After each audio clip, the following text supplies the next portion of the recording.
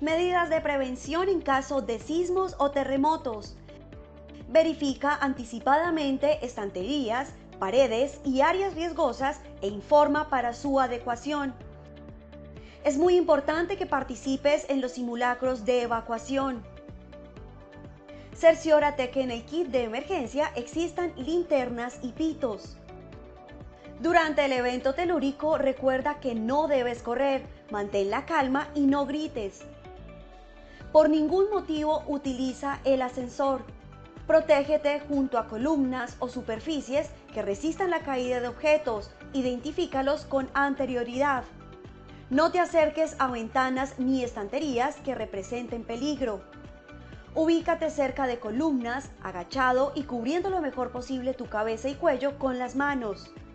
Recuerda siempre que se presentarán réplicas y verifica objetos inestables para evitar más accidentes. Si te encuentras en la parte exterior, debes tener distancia de árboles y postes. Para la evacuación debes salir ordenadamente sin obstaculizar las escaleras o puertas de emergencia. Si te encuentras atrapado, de ser posible, activa la luz de tu celular, un timbre fuerte o golpea un objeto que esté cerca para ayudar a tu ubicación. Es importante interrumpir los sistemas de energía y gas. Al salir, ten cuidado con la caída de vidrios y objetos contundentes y dirígete al punto de encuentro asignado en los simulacros. Los sismos o terremotos no se pueden prevenir, pero tú sí puedes salvar tu vida y la de los demás.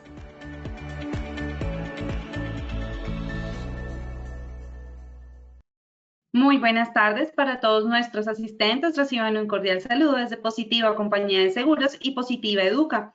Soy Claudia Quevedo, que los acompañará como moderadora el día de hoy con la acción educativa de la Comunidad Nacional de Conocimiento en Prevención de Peligros en el Sector Salud, con la temática titulada Sesión 6, Manejo de los Manipuladores de Alimentos en los Casinos y Cafeterías. Para dar inicio, damos la bienvenida a nuestro experto de la comunidad, el doctor Cristian Alonso Ramírez. Él es médico cirujano, magíster en educación e investigación cualitativa, especialista en administración de salud ocupacional, tecnólogo de higiene y seguridad industrial, asesor internacional, profesor de posgrado y maestrías de diferentes universidades nacionales e internacionales. Doctor Cristian, muy buenas tardes y bienvenido.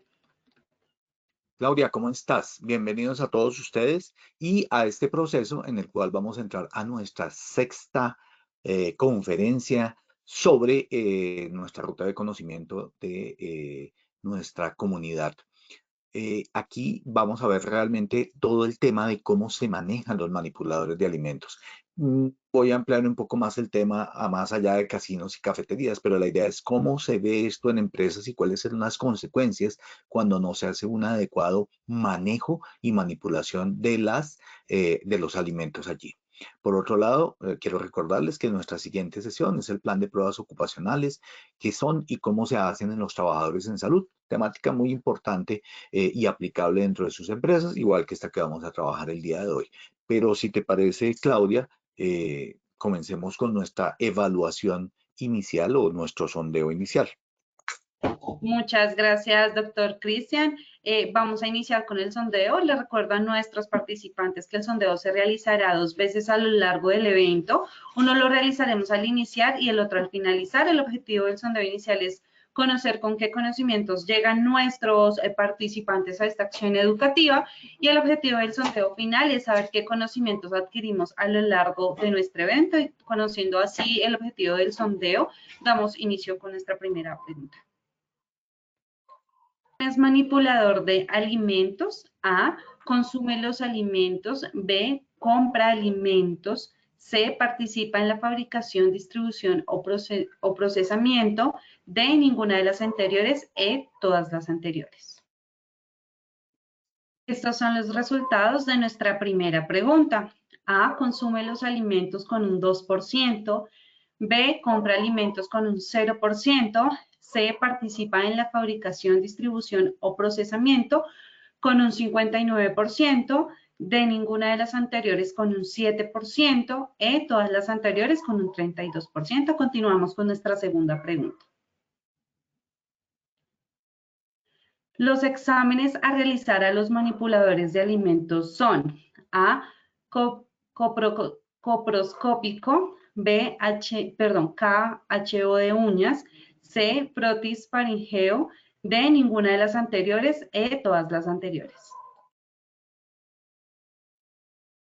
Estos son los resultados de nuestra segunda pregunta. A. Coproscópico con un 0%, B. KHO de uñas con un 12%, C. Protis faringeo con un 2%, D. Ninguna de las anteriores con un 5%, E. Todas las anteriores con un 81%. Continuamos con nuestra tercera y última pregunta de nuestro sondeo inicial. Los manipuladores de alimentos deben A. Usar cofia, tapabocas y ropa blanca. B. Realizar un buen lavado de manos. C. No usar joyas. D. Ninguna de las anteriores. E. Todas las anteriores. Estos son los resultados de nuestra tercera y última pregunta de nuestro sondeo inicial. A. Usar cofia, tapabocas y ropa blanca con un 2%. B. Realizar un buen lavado de manos con un 0%. C. No usar joyas con un 0%. D. Ninguna de las anteriores con un 0%. E. Todas las anteriores con un 98%. Conociendo así los resultados de nuestro sondeo inicial, le damos paso a nuestro experto, el doctor Kristen. Bueno, muy bien, muchas gracias, Claudia. Vamos a continuar con el tema del proceso del día de hoy y la idea es que aquí tenemos una primera frase que es bien interesante y es de Edward Stanley, que fue primer ministro del Reino Unido. Y él decía que es muy importante en el tema de la comida, dice, porque aquellos que piensan que no tienen tiempo para una alimentación saludable, tarde o temprano encontrarán tiempo para la enfermedad. Y pasa muy, digamos, es bien interesante esta frase porque efectivamente nos lleva al tema de qué es y cómo una alimentación puede ser saludable o no, pero si está mal manipulada termina siendo un inconveniente para aquel que la consume.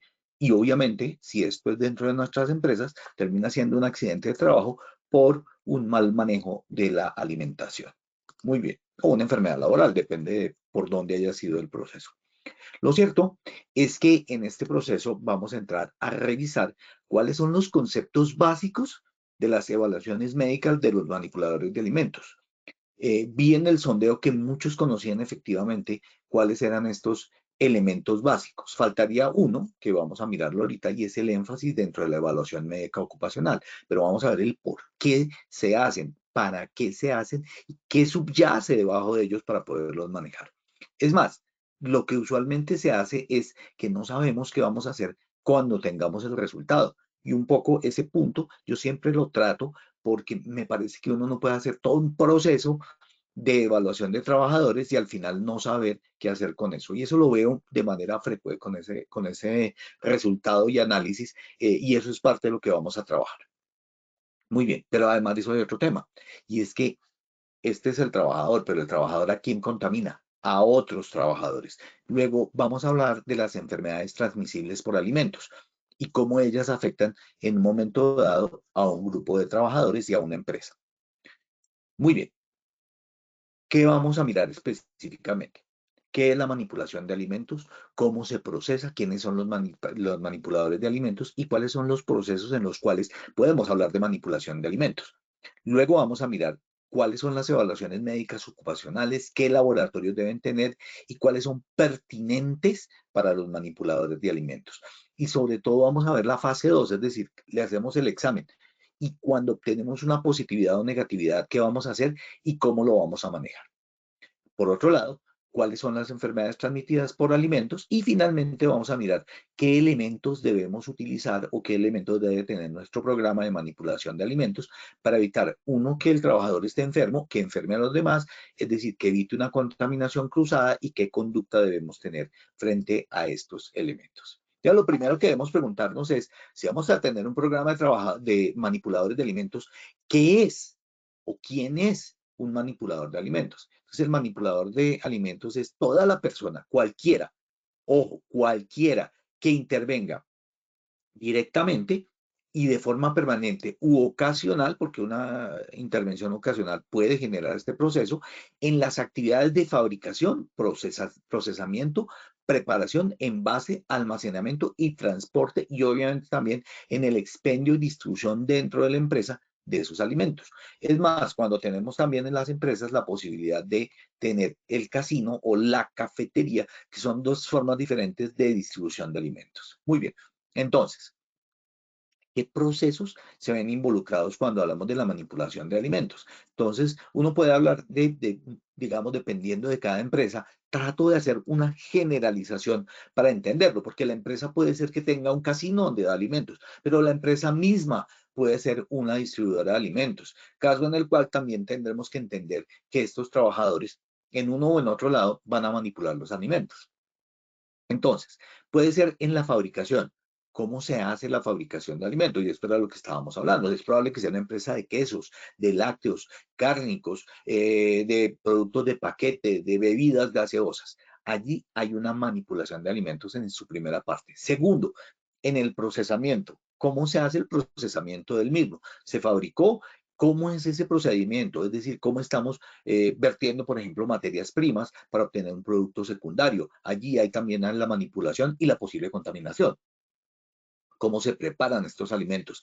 ¿Llegan crudos? ¿Llegan precocidos? Recuerden que hoy en día, por ejemplo, tenemos sitios como restaurantes que, fruto de la pandemia y también además de eso, como fruto de un mejor procesamiento de los alimentos, están haciendo preparación sobre congelados. Entonces, descongelan.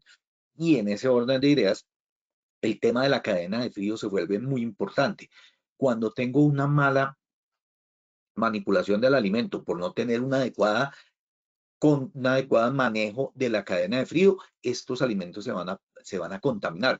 Los lácteos, los cárnicos, pero sobre todo los lácteos, cuando se permite el descongelamiento, en ese proceso de descongelamiento hay crecimiento bacteriano y ese crecimiento bacteriano va a contaminar el alimento y va a permitir que se genere una contaminación del mismo. También pasa con los hongos, en ese mismo orden de ideas, por un mal manejo de la cadena de frío. Muy bien, ahora, ¿cómo se preparan? Listo, entonces estamos hablando, calentamos algo que ya está hecho, preparamos nuevo y allí hay elementos de contaminación bien interesantes.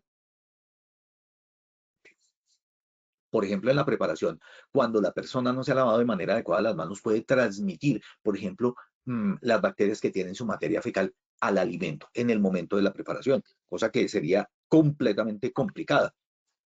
Ahora, si estamos hablando de una Escherichia coli, pues digamos que no tenemos tan grave el problema, pero cuando estamos hablando, por ejemplo, de una contaminación por una shigella, por una salmonela o por algo mucho más complicado. Yo en la costa, cuando estuve como médico general, estaba en la Armada, me tocó ver muchos casos en los cuales estábamos hablando de contaminación de heces por tenia y esa tenia a su vez generaba una contaminación tanto cerebral como muscular del trabajador.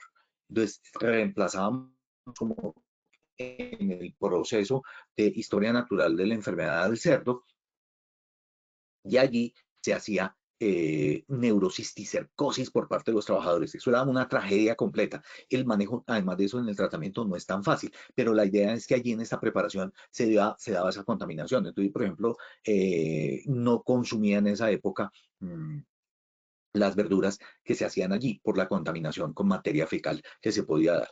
Por otro lado, tenemos el envase y almacenamiento que se puede dar de los procesos de la alimentación, cómo se envasa y cómo se logra, por ejemplo, hoy en día que hay tanta distribución y manejo de alimentación en paquetes, en cajas, en elementos que van a permitir el envase o la entrega al consumidor final. El almacenamiento del mismo. ¿Cómo estamos en los almacenamientos en las empresas que tienen casino o cómo en las que tienen cafeterías o cómo en la misma empresa que hace el proceso de alimentación? ¿Cómo se hace el transporte? Y allí hablamos obviamente de la cadena de frío. Y al final, cómo se entrega al sitio final, a la cafetería o al casino o a la empresa que los manipula. Entonces, manipular el alimento ese conjunto de prácticas que se realizan para garantizar la seguridad y la higiene de los alimentos que se consumen. La manipulación de alimentos abarca desde la fabricación hasta el expendio en todo este proceso que les he mostrado, porque definitivamente en cualquiera de los puntos se puede ver afectada esta cadena y generar contaminación que no nos permitiría tener un adecuado manejo del alimento y una contaminación cruzada de de las personas o de los trabajadores que lo van a recibir. Por otro lado, fíjense que es bien interesante entender que estamos hablando del manipulador, entonces vamos a mirar cómo vamos a examinarlo, porque una cosa es cómo contamina, y eso es lo que tenemos que saber. Entonces la idea es que a través de los profesiogramas, que es un documento administrativo que muestra cómo está el puesto de trabajo, cuáles son los riesgos y cómo a través de gestión humana y medicina preventiva se hace el resumen de cuáles capacidades debe tener el trabajador y cuáles deben ser las condiciones. En el marco de este profesiograma, no solamente vamos a mirar cuáles son las medidas de control a los riesgos que se expone el trabajador, sino que además de eso, tenemos que fijar cuáles exámenes le vamos a hacer, cuál es al preempleo, cuál es el periódico y cuál es la salida y cómo vamos a interpretarlos, que eso termina siendo lo más importante, y cómo verificamos la calidad de estos medicamentos y de estos laboratorios y cómo le explicamos al trabajador cómo hacerlos, porque yo lo que he visto con mucha frecuencia es que a veces no entendemos muy bien qué es lo que debe tener. Entonces, en seguridad y salud en el trabajo, y el médico debe entender cuál es el laboratorio, cómo se interpreta, pero también cómo se orienta al trabajador. Porque si el trabajador no hace una buena toma de la muestra, pues vamos a tener problemas. En algunas ocasiones la hacemos nosotros, en otras ocasiones la hace directamente el trabajador. ¿Cuáles son los exámenes que tenemos para valorar a los trabajadores que manipulan alimentos? Entonces, lo primero que hacemos es una evaluación médica ocupacional. Estas evaluaciones médicas ocupacionales tenemos que tenerlas en cuenta de la siguiente manera. Primero, tenemos que tener una evaluación médica que haga un énfasis. Recuerden que cuando hablábamos de las evaluaciones médicas ocupacionales, decíamos que ellas tenían que tener un énfasis. Más adelante vamos a ir ampliando estos temas, por ejemplo, en la próxima sesión. Pero la idea es que en esta evaluación médica ocupacional tenemos que tener un énfasis en la piel. Recuerden que la piel puede tener lesiones, puede tener contaminación, y esa lesión o contaminación puede generar la contaminación cruzada del alimento. Luego yo debo estar observando qué tiene en la piel el trabajador, y eso significa que yo tengo que mirar todas las partes de la piel, sobre todo las que entran en contacto. Ahora, no puede pensar, bueno, la tiene en la cara, no la tiene en la mano. Eso no es cierto. ¿Por qué? Porque el trabajador puede tocar su cara y luego, con la mano contaminada, llevarla a los alimentos. Muy bien. El énfasis también tiene que ser osteomúsculo articular. Recuerden que estos trabajadores manipulan cuchillos, hachas, sierras, una serie de elementos que se dan en la cocina, tijeras, por ejemplo, para el corte de res o para el corte de pollo, y estas tijeras implican la aplicación de fuerza en el proceso. Entonces también tenemos que tener en cuenta que ese trabajador tiene que tener un aparato osteomúsculo articular que funcione de manera adecuada. Claro, también está lo cervical y lo lumbar por la postura en frente de su puesto de trabajo, que en este caso es la cocina. Muy bien. Por otro lado, tenemos el examen coprológico. Y aquí hay un poco la pregunta de, ¿le hacemos coprológico o coproscópico? ¿Y qué es lo que al final estamos buscando? Debemos hacer también un frote de uñas, que es el KOH. Ya vamos a explicar qué significa eso de KOH, como para que tengamos un poco de cultura en el tema. Y el frotis faríngeo y el cultivo faríngeo. En todos los tres es posible hacer cultivo, y esto no debe ser inmediato, sino posterior, dependiendo de lo que estemos hablando. Muy bien. Recuerden que la normativa sobre manipuladores de alimentos, que es la 2674 del 2013, dice que por lo menos cada año debemos llevar a estos trabajadores no solamente a estos exámenes, sino también a entrenamiento. No me voy a referir en profundidad sobre el entrenamiento, porque esto es un tema de tipo médico, pero sí les voy a dar algunos de los tips que tienen que tener en cuenta que el trabajador debe estar realizando en relación, por ejemplo, con sus elementos de protección personal o la forma en que se viste. Y la principal pregunta, ¿por qué y para qué le damos estos elementos de protección personal y digamos que, formas de vestido o dotaciones que forman parte del proceso y por qué son importantes sobre todo acá. ¿Qué beneficios tiene la implementación de estos profesiogramas? Obviamente vamos a definir de manera adecuada los criterios de contratación. Entonces, si dentro del programa yo he fijado estos elementos, voy a tener una visión clara de qué tipo de trabajador quiero y cómo lo quiero dentro del proceso. Permite obviamente que las personas contratadas no se vean afectadas por sus condiciones de salud. Es decir, si yo lo voy a contratar, por ejemplo, en el Samovar, o lo voy a contratar para que movilice los alimentos o para que los distribuya o para que los prepare, yo tengo que saber que si él tiene una condición de salud que se puede ver afectada por estos procesos, pues yo no debería someterlo a este tipo de riesgos. Es una herramienta preventiva, indudablemente, que disminuye tanto la accidentalidad de trabajo como la enfermedad laboral y obviamente nos permite cumplir la normativa legal. Pero bueno, continuemos entonces con los tipos de exámenes. El coprológico. El coprológico también lo conocemos como examen de materia fecal o también lo conocemos como coproscópico. Realmente la diferencia en esa frontera, en estos términos y para lo que manejamos acá, no es tan clara. Entonces podemos pedir coprológico mejor, digamos, en vez de coproscópico, pero son sensiblemente parecidos. Muy bien, es una prueba de laboratorio clínico, obviamente, o sea, no se hace directamente en el trabajador, sino que se toma una muestra del trabajador y se lleva al laboratorio. ¿Y qué se lleva como muestra? Las heces, es decir, el popó o la defecación que ha hecho el trabajador. Permítanme que sea un poco crudo, pero la idea es que sea claro de qué estamos hablando. Entonces estamos hablando de la materia fecal.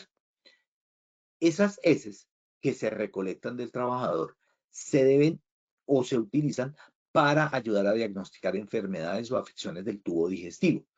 Y recuerden que el momento en que aunque él la lleve, él puede ser un portador sano, puede ser una persona que esté infectada y enferma, o simplemente es una persona que cuando manipula su materia fecal en el baño, no se lava de manera adecuada las manos y va a llevar esa contaminación de la materia fecal a los alimentos. Yo sé que son un poco digamos, no agradables estos comentarios, voy a tratar de hacerlo lo mejor posible para que no les sean tan desagradables, sobre todo a esta hora en que hemos almorzado. Muy bien, pero importante, ¿qué buscamos? Entonces, yo puedo buscar una infección por parásitos, que son grandes, que se ven. Igual hay parásitos microscópicos. Microscópicos significa que se ven solamente en el microscopio, perdón. Tienen virus, pueden tener bacterias. Y la idea también es que yo puedo detectar un poco la absorción de nutrientes, inclusive yo puedo detectar cáncer en estas muestras. Luego, cuando estoy mirándolos, debo tener en cuenta que va mucho más allá de simplemente detectar si tiene una bacteria en específico que estamos buscando para que no haya contaminación cruzada. Estamos evaluando al trabajador. Luego, cualquiera de estos síntomas o signos o patologías que yo puedo identificar a través de la materia fecal debe ser importante para el médico. También puede tener sangrado y ese sangrado puede ser desde un hemorroides o puede tener una lesión en intestino, como por ejemplo una fisura que puede estar causando sangrado, como también puede ser un cáncer. Inflamación, ¿no es cierto?, por una mala alimentación donde no haya suficiente fibra y un sobrecrecimiento de bacterias o de levaduras que son hongos. Usualmente, y puede incluirse dentro del coprológico, hay coprológicos dirigidos. Digamos que no lo quise incluir porque es un poco detallado, pero el dirigido es porque uno está buscando una patología en específico. Entonces, ubica al laboratorio para saber cuál es el coprológico que debe hacer. Se llama coprológico dirigido. Pero en general, lo que vamos a buscar es sangre oculta en materia fecal, parásitos. Pero si no está el parásito como tal, yo puedo identificar los huevitos que él da. Los trofozoitos móviles de los protozoos intestinales son básicamente los bichitos ya un poco más largos, los protozoos son más grandes y más visibles, larvas de mintos móviles, quistes de protozoos o quistes de coccidios y huevos del mintos. Básicamente estamos buscando un parásito o cualquier manifestación de él en cualquiera de sus momentos de crecimiento. Obviamente que si yo encuentro organismos en las heces que van a causar enfermedades gastrointestinales, pero además de eso que le puede transmitir al resto de trabajadores sobre los cuales está dándose el proceso de manipulación de alimentos. ¿Qué elementos debemos tener en cuenta cuando se va a hacer este examen?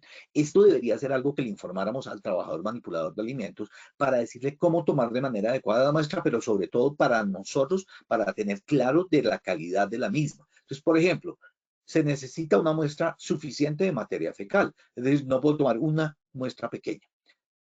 La forma de recolección, usualmente le recomienda a uno que sea de estos recipientes de plástico estériles que vienen dentro de una bolsa y que son de diferentes colores y que vienen para ser marcados. Ese recipiente lo puede suministrar el laboratorio, lo puede suministrar la IPS o puede la empresa en un momento dado decir, mire, este es el laboratorio que yo voy este es el recolector de materia fecal porque eso me asegura que esté bien dada.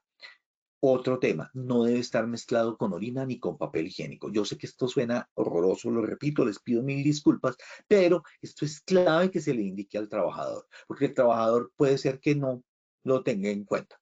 El laboratorio o el técnico, ¿no es cierto?, coloca una parte de la muestra en un recipiente especial y desde allí se coloca en un recipiente con gel y espera, porque ese gel hace que se multipliquen las bacterias, es decir, es un gel rico para que el microorganismo, la bacteria, crezca y se multiplique, porque si está muy pequeña la muestra no vamos a poderlo mirar y la idea es que se multiplique esta muestra para poderlo mirar.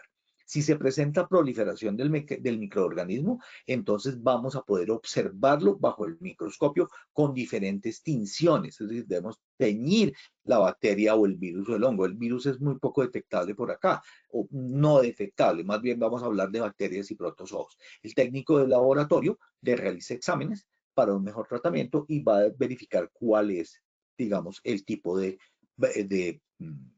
bicho que estamos buscando, por decirlo de alguna manera, que estamos hablando de bacterias y protozoos. Muy bien.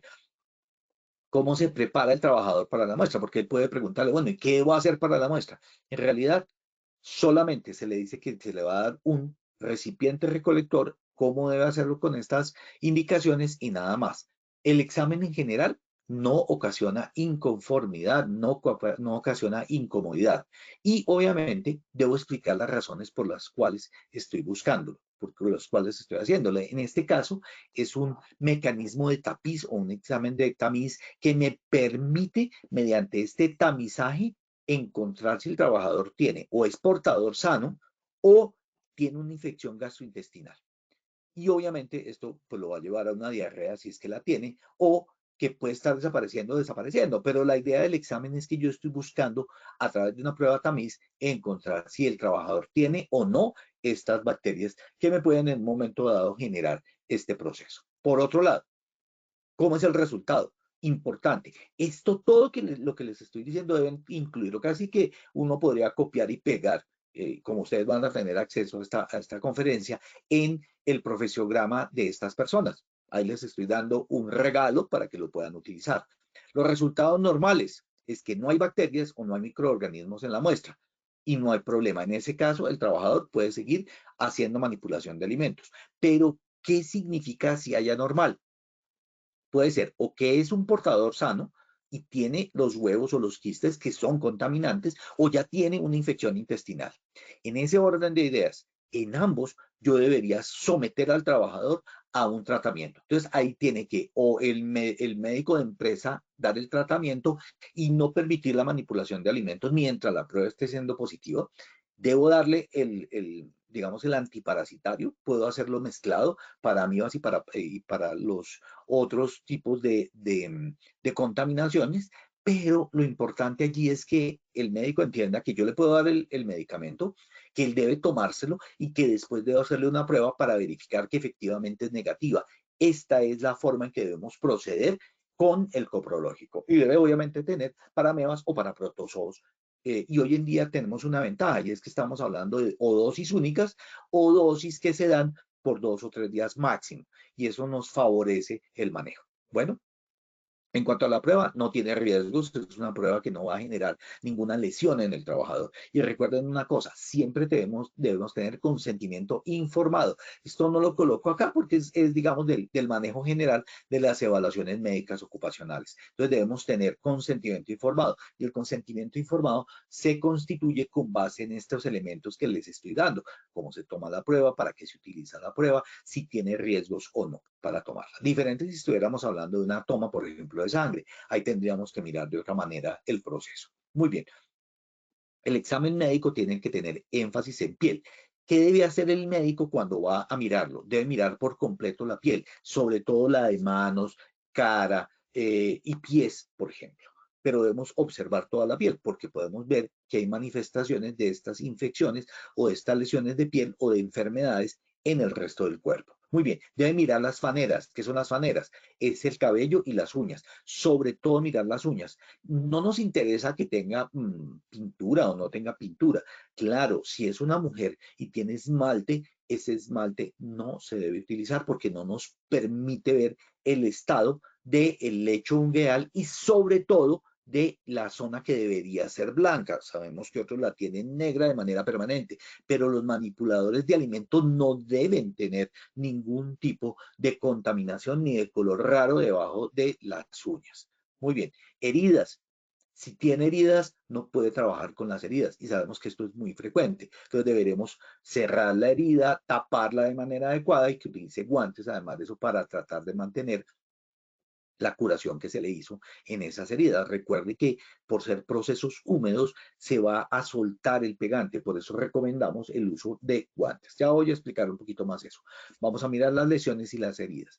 Y por otro lado, en cuanto a la parte osteomuscular, el médico debe verificar que no tenga síndrome de túnel del carpo, que no tenga tendinitis de flexoextensores del brazo, del antebrazo y que no haya epicondilitis medio lateral, porque son personas que van a manipular este tipo de elementos. Y si los tiene, inmediatamente meterlos a los sistemas de vigilancia epidemiológica correspondientes para poder hacer el manejo de ellos. Si tiene infecciones en piel, envíenlo al dermatólogo porque allí van a identificar cuál tipo de infección tiene y cómo se puede tratar.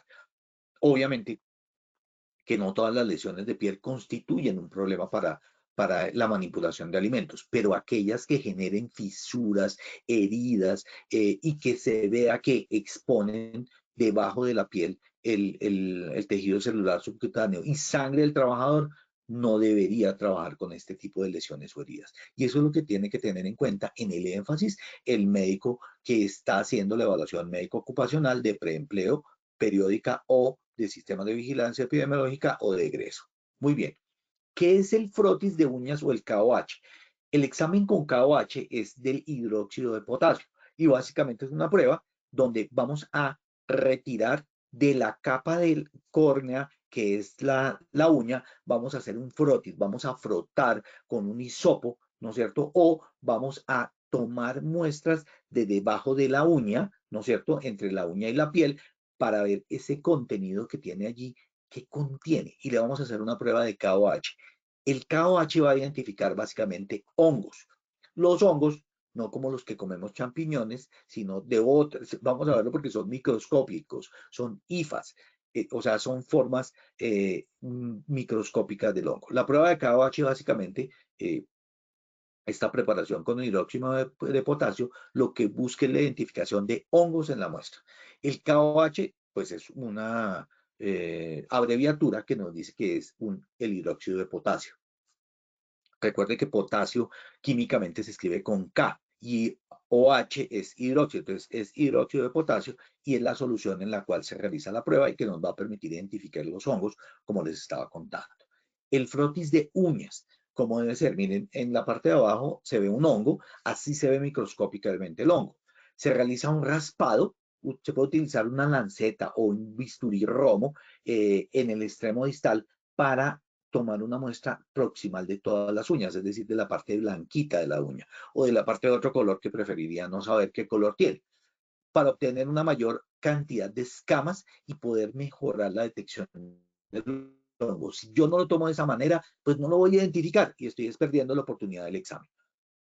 Ese material recolectado se coloca directamente en unas balas de plástico, en una superficie de plástico, plástica que está rotulada, es decir, sabemos el nombre del paciente, se sella perfectamente para mantenerlo seco y que no haya contaminación al transportar esta muestra. Si se toma en el laboratorio, pues es menos problemática, pero también sabemos de empresas que permiten la toma de estos laboratorios en su empresa, no mandan al trabajador. Ambos son válidos, pero hay que tener diferentes, digamos que precauciones. La muestra recolectada se coloca en una lámina por portaobjetos, se le agrega el hidróxido de potasio al 10% y se cubre con una laminilla. Entonces es una laminilla de vidrio alargada y una laminilla más pequeña que es con la que se cubre. Se incuba durante 15 minutos, lo cual permite la digestión del material. El hidróxido lo que hace es destruir todas las células que no sean hongos, es decir, las bacterias, dejando solamente el hongo y haciendo visible ese hongo del cual estamos hablando. ¿Y qué es lo que vamos a mirar? Los dermatofitos, que son hifas septadas, las formas levaduriformes, que son pseudohifas, como la cándida, en suficiente cantidad para confirmar el diagnóstico. Es decir, vamos a ver lo que están viendo en la derecha. Obviamente en el laboratorio pues se van a ver estas formas de los hongos. Si quieren, no se queden con ese nombre de IFAS y no sé qué, porque se van a confundir. Obviamente para el personal médico y para el personal médico, paramédico sí es importante que lo tengan en cuenta. Y bueno, obviamente aquí no hay peligro y no hay riesgo en la toma. Obviamente que el operador que toma las muestras con el bisturí romo, con la lanceta, tiene que tener cuidado al hacerlo y se pueden generar heridas. Entonces, eso debe especificarse y, como les dije, siempre con el consentimiento informado. Luego viene el frotis faríngeo, que es un poco más difícil, es un poco menos agradable. La persona va a experimentar algo de molestia, pero después de que nos hicieron las pruebas de COVID-19, creo que esto es un dulce total. Pero para quienes recordamos cómo son estas pruebas, la prueba de laboratorio se hace básicamente para identificar si tiene alguna infección en la garganta o si es portador, como les decía, sano de algún tipo de bacteria. ¿Cómo se realiza el examen? Se le solicita que incline la cabeza hacia atrás, con la boca bien abierta, y la enfermera o el técnico del laboratorio toma un hisopo estéril, o sea, que no esté contaminado de nada, sino que casi que se saque de la bolsa y limpio, esterilizado, y se coloca en la parte posterior de la garganta. ¿Dónde es la parte posterior de la garganta? Ustedes están viendo allí una boca abierta con una úvula y con un par de cositas como anaranjaditas claras, y allí este palillo, este hisopo, lo que va a hacer es frotar entre los dos pilares de las amígdalas, muy cerca de las amígdalas. Entre mejor haga este rastrillado, pues mucha más posibilidad de encontrar lo que estamos buscando. Obviamente el trabajador debe contener las náuseas, es molesto, puede sangrar un poco. Realmente no debería ser molesto ni sangrar tanto, ni ser tan complicado si lo hace una persona entrenada. Es posible que necesite raspar la parte posterior de la garganta varias veces. ¿Eso para qué? Para mejorar las posibilidades. Claro, usted apenas tiene el trabajador allí y le dice ahora la boca, puede ser que comiencen las náuseas. Eso es algo que tenemos que tener en cuenta y tratar de tener al trabajador allí concientizado. ¿Qué preparación debe tener el examen? Pues que no utilice enjuague bucal antiséptico antes del examen. Y eso es importante decírselo, porque si no va a salir negativo y la persona después le va a aparecer la infección, pero no la vamos a detectar. ¿Qué se siente durante el examen? Pues la garganta puede doler al hacer el examen, puede sentir ganas o arcadas o náuseas en la parte posterior cuando yo estoy aplicándolo con el algodón, pero eso va a ser por unos pocos segundos y la idea es ser muy eficiente y rápido al hacerlo. Muy bien. ¿Por qué se realiza el examen? Para detectar o que es un portador sano o que tiene una infección. Y obviamente cuando yo, después de que he tomado la muestra, la cultivo, lo que voy a hacer con el cultivo es un cultivo y un antibiograma. ¿Eso qué significa? Tratar de definir qué antibiótico es el que se debe aplicar. Cuando se toman antibióticos que recetan, por ejemplo, en las farmacias, que no debería ser y no deberían venderlos, lo que se hace es generar cepas o bacterias que son resistentes al antibiótico. Por eso no damos antibióticos de una manera genérica, sino que tenemos que tener el antibiograma que nos permite detectar cuál es la bacteria específica y cuál es el antibiótico que la afecta, porque puede ser que algún antibiótico no le funciona. El resultado normal o negativo es que no se encontraron bacterias y por ende no se cultivaron. Si es positivo, es decir, es anormal, vamos a encontrar bacterias o microorganismos en la garganta que le pueden estar causando el dolor o no, y que yo voy a cultivar y voy a mirar específicamente cuál es. Es una prueba fácil, es una prueba segura y es una prueba que va directo al proceso que nosotros estamos evaluando. Claro, puede ser que la persona tenga náuseas y que pueda vomitar o toser, pero eso realmente es una molestia menor. Y la idea es que podamos tenerla en cuenta para poderlo manejar y que nosotros, como parte del proceso, lo entendamos. ¿Qué sucede cuando un trabajador tiene este tipo de infecciones? Pues que las puede transmitir. ¿Y qué transmite?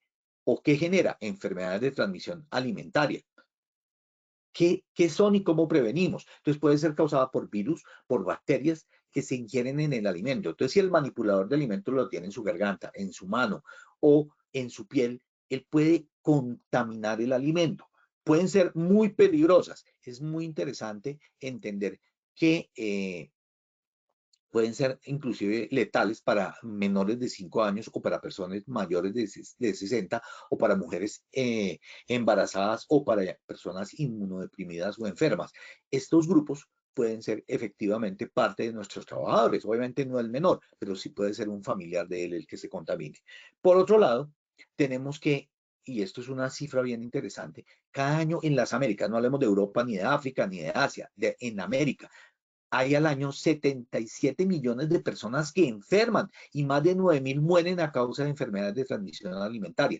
Muchas de ellas, obviamente, no son los que hacen en las cafeterías, pero esta es una cifra importante de entender porque no es una enfermedad poco importante. Y lo más preocupante es que 33 millones de personas son menores de 5 años y pueden morir. Y recuerden que muchas de las madres o padres que se contaminan pueden llevar esa contaminación a estos hijos. Obviamente, estas muestras son todas evitables. Esto es un dato, una cifra de la Organización Mundial de la Salud. Como siempre, les dejo allí las referencias que pueden consultar para profundizar. Aquí estamos viendo un tenedor y un tenedor mal limpiado, por eso hay gente que los limpia y les echa vapor y los limpia con la servilleta. La idea es que pudiera ser un poquito más higiénico el tema de la limpieza, pero la idea es que cómo clasificamos las enfermedades de transmisión alimentaria. Puede ser intoxicaciones alimentarias, eso es debido a la ingesta de sustancias tóxicas. Y es que no es solamente la bacteria la que produce la patología, sino que la bacteria cuando muere o cuando se manipula, bota una endotoxina, una exotoxina, y eso puede contaminar. Entonces, por eso hablamos de intoxicación. Pero además de eso, pueden tener, por ejemplo, pesticidas que también estén contaminando la alimentación y que sea propio de la descomposición del alimento. Luego tenemos que estar pendientes del aspecto del mismo. Infecciones de tipo alimentario que son causadas porque tienen microorganismos. Entonces ya no es la toxina que produce la bacteria, sino es el microorganismo como tal, la bacteria como tal, la que genera la infección, por eso se llama infección. Y las toxinfecciones alimentarias, que serían una mezcla de los dos y que se dan por gérmenos patógenos, que además de eso producen toxinas, la cual es más grave, ¿no? Porque estarían mezcladas los dos tipos. ¿Cómo se identifica una enfermedad de transmisión alimentaria? Yo he tenido eventos de empresas en las cuales hemos tenido fácilmente 60, 70 personas contaminadas por alimentos en un solo envío. Y obviamente eso genera una incapacidad de estos trabajadores para ir a laborar. Luego debemos tenerlas en cuenta porque nos puede generar gran cantidad de ausentismo. Estas enfermedades se manifiestan como náuseas, vómito, dolor de estómago o calambres o cólicos, se puede llamar de cualquiera de estas maneras, fiebre y diarrea. Importantísima que el médico tenga estos elementos para reportar y para que las personas les digan si los están sufriendo. Entonces, obviamente, y fíjense que lo que estábamos buscando era Escherichia coli en el coprológico, que es una bacteria que indica que hay materia fecal en el alimento, y que obviamente la persona también está contaminada cuando le tomamos la prueba, o el Staphylococcus aureus que se da en garganta en los trabajadores. Entonces, cuando él tose o cuando escupe o cuando habla, está contaminando el alimento. Por eso es que no puede tener estafilococo en la garganta. Entonces, existen, además de esos, 250 agentes etiológicos capaces, o sea, agentes que son causales de la enfermedad de transmisión alimentaria. Entonces, la idea es que, uno, no tenga claro el proceso de refrigeración y congelamiento de los alimentos. Preparar los alimentos con demasiada antelación al consumo no es bueno porque se contaminan, o almacenarlos de manera adecuada, o tenerlo en una temperatura que no es la adecuada para su conservación, sobre todo cuando estamos hablando de lácteos. O que no hemos cocinado el alimento el tiempo suficiente, o que no hemos limpiado, por ejemplo, las verduras que no tienen cocción. Entonces, por eso el blanqueo puede ser interesante, ya que estamos hablando tanto de estos temas de MasterChef y todo eso, lean cómo se manipulan o veamos cómo se manipulan más estas verduras, por ejemplo, o una deficiente higiene personal de las personas que manipulan. Luego tendremos que hablar de la higiene personal. Están todos estos bacterias. Ahí les mostré el Staphylococcus aureus, que es bien lindo, es muy peligroso, pero muy bonito. El cólera, el Campylobacter jejuni, el Escherichia coli, la salmonella, la shigella, la yersenia, que con esos nombres, para ustedes que no los conocen o que sí los conocen, obviamente son tremendamente complicados. ¿Cuáles son los síntomas que debemos tener en cuenta en vigilancia? Cólico abdominal, fiebre, diarrea, dolor de cabeza, náuseas, vómito y debilidad, o astenia, que llamamos los médicos. Esto lo tenemos que ver como síntomas posibles de intoxicación o enfermedad de transmisión alimentaria. Un brote producido por estas enfermedades debe generar varias acciones por parte de la empresa. Uno, identificar los casos confirmados y los casos posibles. Eso habla del sistema de vigilancia epidemiológica, es decir, por eso es que le digo los síntomas. ¿Para qué? Para que podamos identificar a los trabajadores y meterlos dentro del sistema de vigilancia y decir cuál es un caso confirmado, cuál será el caso confirmado con un coprológico o con una evaluación por parte médica.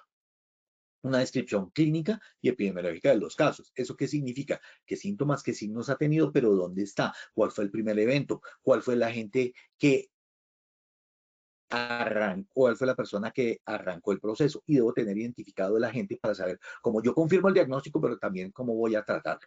Conocer la fuente de transmisión. Es en cocina, es el que distribuye el alimento, es el que nos lo trae, y realizar las medidas de control y evaluar si esas medidas fueron correctas. Punto importante, lavado de manos. ¿Sí? El uso de geles con alcohol se dio mucho durante la pandemia y seguimos llevándolo, pero nunca va a reemplazar para nada el lavado de manos. Y obviamente ese lavado de manos después debe ser seguido por unos elementos de limpieza que no sean contaminantes, ¿no? No esas toallas negras que uno a veces ve en algunas de las empresas. Intervención en el trabajador tiene que tener buena higiene personal. Si ustedes tienen un manipulador de alimentos que no tiene buena higiene personal, sáquenlo, no se debe tener.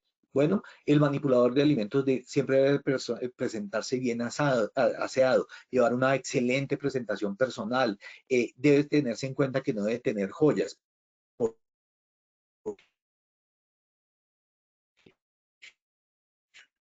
Porque las joyas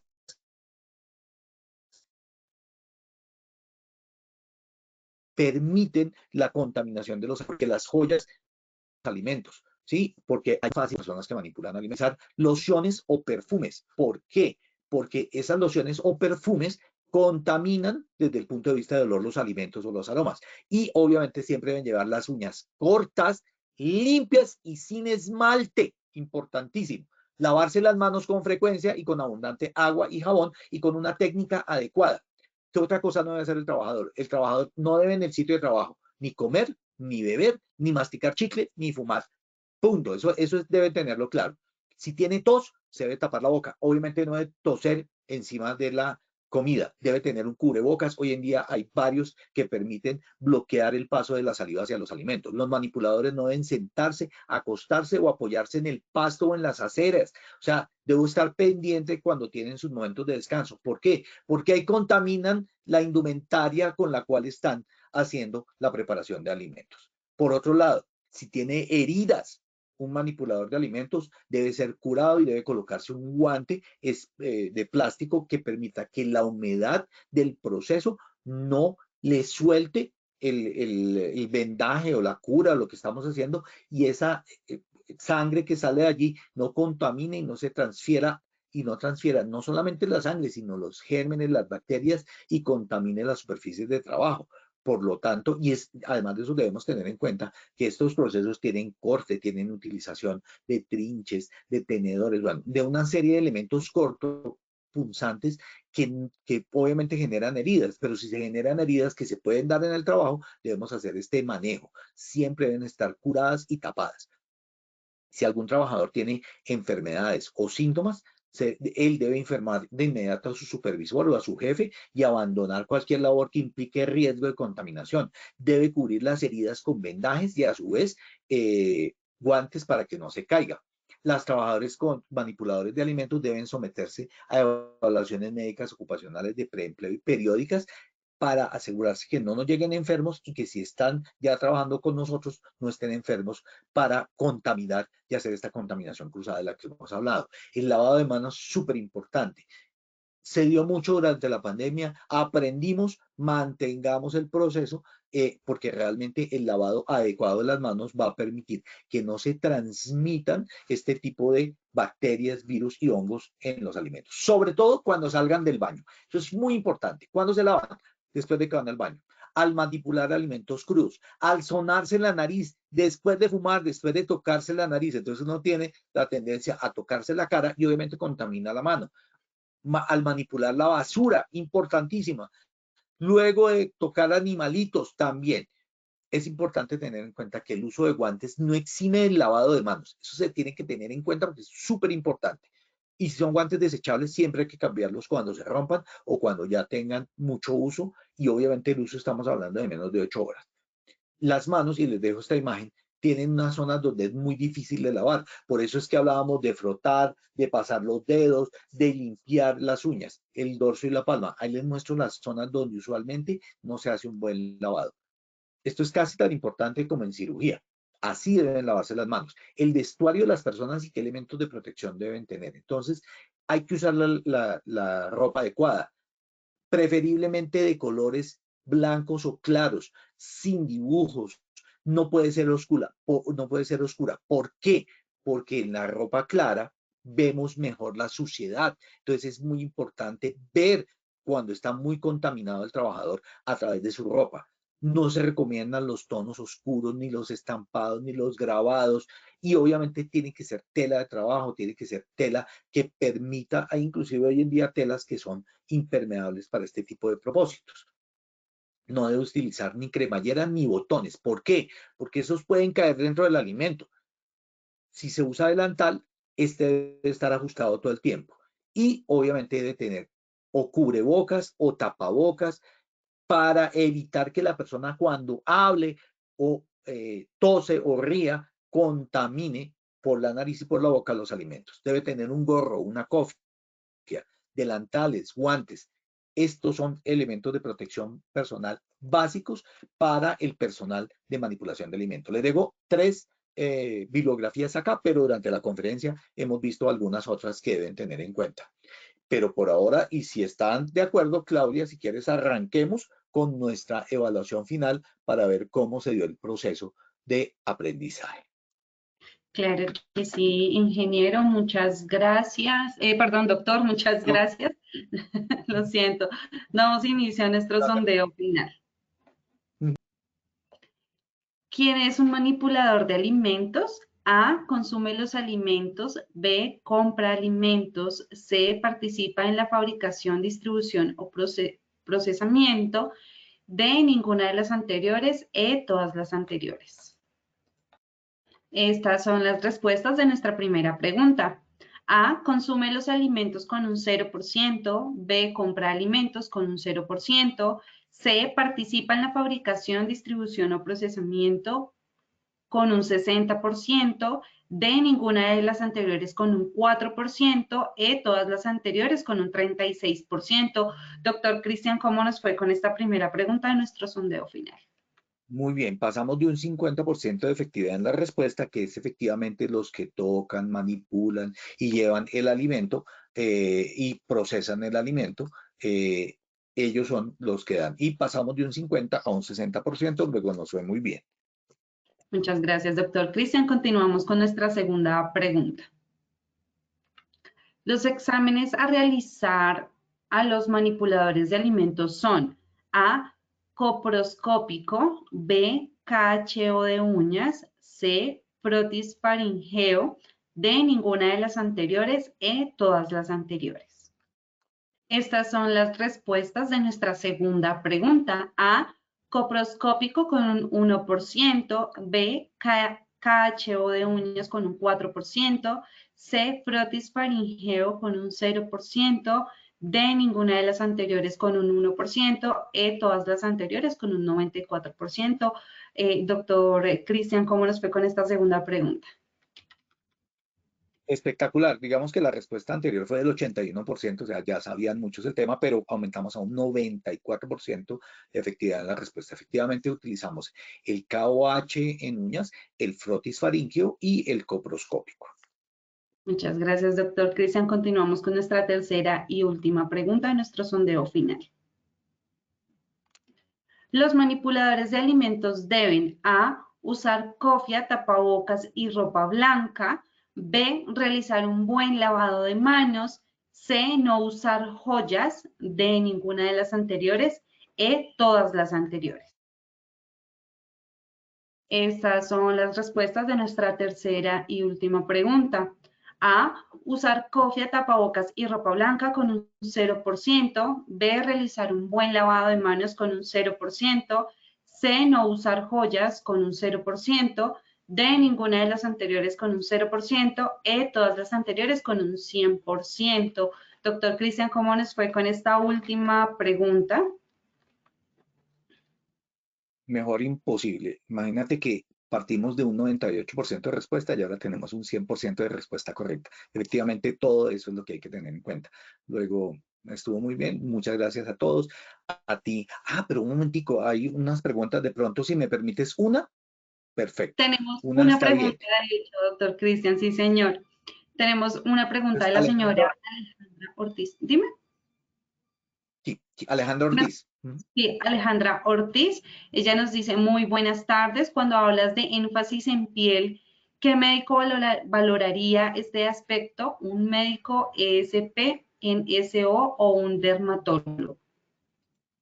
Inicialmente lo debe hacer el médico de salud ocupacional en la consulta de evaluación médica ocupacional, pero una vez detecte la lesión debe enviarlo a dermatología, donde se definirá el tratamiento y además de eso el tipo de lesión que es, si puede simplemente clínicamente descartarla o si hay que tomar algún otro examen. Pero eso es. Muchas gracias tanto a Alejandra como a todos nuestros asistentes y a ti, Claudia, por tu compañía. Espero que nos veamos en Barranquilla, ¿no? Nos vemos este fin de semana, esta semana, no este fin de semana. Esta semana en Barranquilla, sí, señor. Bueno, muchas gracias, doctor Cristian, por tu intervención y por compartir con nosotros esta acción educativa de tu comunidad. Y nos veremos en una próxima oportunidad. Que tengas una muy buena tarde. En esta ocasión queremos hacerle una invitación a todos los habitantes de Bogotá y sus alrededores a que participen de nuestro segundo Congreso Internacional de Medicina Laboral y segundo Congreso Internacional de Seguridad y Salud en el Trabajo del Ejército Nacional de Colombia, que se desarrollará en Bogotá este 26 de julio de 7:30 de la mañana a 5 de la tarde. Tendremos expertos técnicos y de prevención en concierto y muchas más sorpresas para todos nuestros asistentes. Puedes inscribirte escaneando el código QR que aparece en pantalla o copiando el enlace que habilitaremos en nuestro chat. De igual forma, agradecemos a todos nuestros asistentes por su conectividad y participación. Los invitamos a conocer nuestro Centro Virtual de Enseñanza y Aprendizaje Posipedia, donde encontrarán todas nuestras comunidades de conocimiento y mucha más información para que sigan conectados con nuestro Plan Nacional Multimodal de Educación en Seguridad y Salud en el Trabajo. También queremos invitarlos a descubrir todas las acciones educativas que tenemos para ustedes en www.posipediatalleresweb.com o siguiéndonos por medio de nuestro canal de WhatsApp Positivo Educa. Pueden hacerlo escaneando desde su celular el código QR que les aparecerá en pantalla. Recuerden que el certificado de este evento web se generará para todos nuestros afiliados de 1 a 8 días hábiles después de terminada esta acción educativa y podrán acceder por medio de nuestro portal Posipedia en la sesión Edúcate. Los dejamos con el siguiente video de nuestros congresos realizados en el 2023 y que tengan una excelente tarde.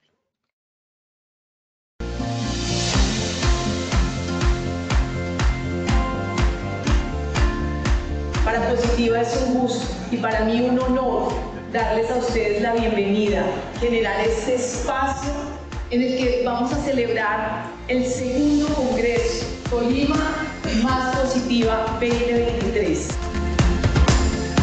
Tuvimos unos excelentes expositores, tuvimos una inmersión en educación de seguridad y salud en el trabajo.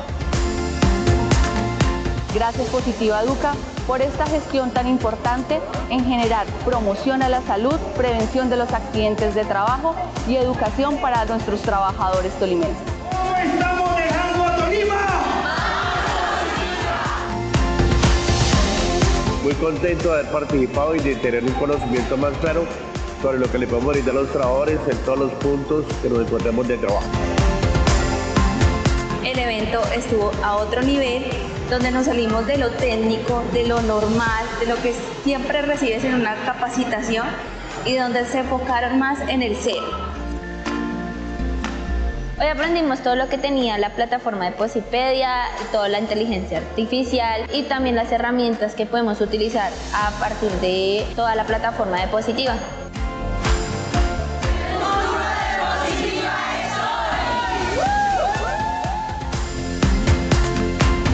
De este congreso me voy súper contenta porque escogimos bien nuestra aseguradora y sabemos que vamos a lograr grandes cosas con ella.